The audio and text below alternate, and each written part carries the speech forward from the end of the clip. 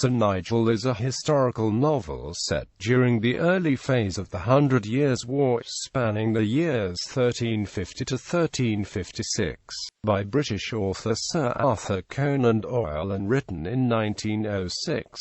It is the background story to Doyle's earlier novel The White Company, and describes the early life of the book's hero Nigel Loring, a knight in the service of King Edward III in the first phase of the 100 Years' War. The character is loosely based on the historical knight Nigel Loring. Plot: the tale at its outset traces the fortunes of the family of Loring of the Manor of Tilford in Surrey, many of whose scions had been prominent in the service of the Norman and Angevin kings of England against the backdrop of the Black Death. The tale starts with the problems the family and its last scion, Nigel Loring, faced at the hands of the monks of Waverley Abbey, up to the coming of Sir John Chandos. Playing the host to King Edward III of England, Nigel asks to be taken into his service, a request that is complied with by his being made squire to Sir John Chandos.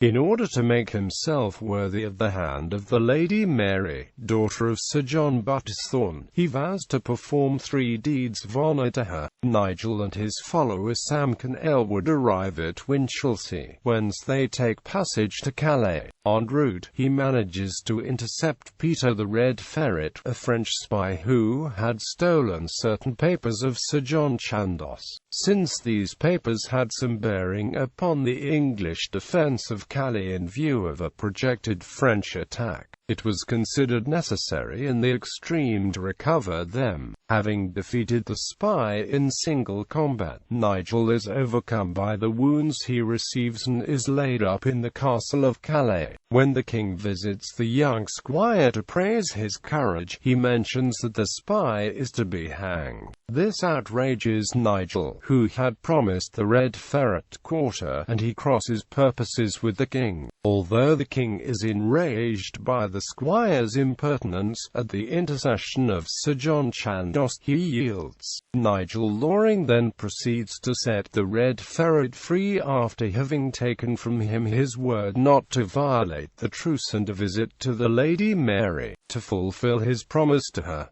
Shortly thereafter, Nigel is sent on an expedition to Brittany under the command of Sir Robert Knowles. In the course of their journey, they encounter a Spanish battle fleet in the Straits of Dover, and in conjunction with the English fleet from Winchelsea, inflict a severe defeat upon the Spaniards. The tale is a rendition of the Battle of Les Espagnols-sur-Mer, as chronicled by Froissart, with a fictional storyline weaved in skillfully with the history. Nigel Loring carries himself well, but achieves nothing of note besides boarding a Spanish carrack to assist Prince Edward, the Black Prince, under the directions of Sir Robert, when the prince and his men were outnumbered by Spaniards. As the army marches into Brittany, a Frenchman is observed tracking the English column. Nigel is entrusted by Sir Robert Knowles with the task of capturing the Frenchman, a task he executes admirably. But when in the act of conducting him to the English camp, they find that the English army had been attacked and some of its longbowmen, among them Samkin Aylward, captured by the robber Baron of Le Brohiniere, nicknamed the Butcher, for his practice of executing captives who refuse to join his leves.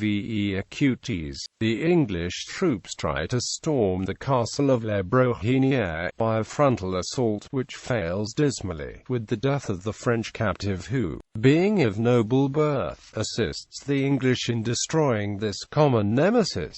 With the assistance of Black Simon of Norwich, a very prominent character in the series, and man-at-arms in the army, and some of the peasants of the surrounding country who hated Le Brohiniere for his cruelty and deeds, Nigel penetrates the connecting passage passage between the main castle and one of its outworks. In the ensuing assault, the castle is taken and Le Brehinier killed by his captives. As a token of appreciation of Nigel's planning and execution of a very difficult task, besides communicating the squire's valour to King Edward and Sir John Chandos, Sir Robert Knowles, at Nigel's request, instructs his messenger to convey the news of his deed to the Lady Mary. The English army proceeds to the castle of Ploemel, then in the hands of the English knight Richard of Bamborough, to advance the English arms in Brittany against the French at Josselin. But news of a truce between England and France precedes their arrival and serves to dampen the spirit until a visit by the French seneschal Robert of Beaumanoir, master of Josselin. The French lord proposes a passage of arms, and since a reason would be necessary to justify such a violation of the truce to the two kings of England and France, he proceeds to pick a mock quarrel with Nigel Loring. Beaumanoir observes that we have none of the highest of Brittany, neither a Blois, nor a Leon, nor a Rowan, nor a Conan fights in our ranks this day. Conan was in fact the personal name of several dukes of Brittany. In the jousts that thus ensue, the English arms are initially routed with Bamborough killed and Nigel felled, severely wounded, though the English rally and sorely press the Bretons. By an underhand act, one of the Breton squires mounts his horse, when the conflict was supposed to be on foot, and rides upon the English, crushing them. This incident is a thinly veiled account of the famed combat of the 30th of March 1351, which is of importance in Breton history and in the annals of chivalry as being an exemplary passage of arms. Sir Robert Knowles, who is held to have participated in the fictional jousts in Sir Nigel, was also one of the original 30 combatants. Subsequent to the joust, where he tries to take on Beaumanoir himself and is severely wounded, Nigel Loring is left to recover at the castle of Ploemel by his comrades, and proceeds to convalesce in the course of a year, which sees the breaking of the truce, a defeat of French arms in Brittany and the declaration of another truce.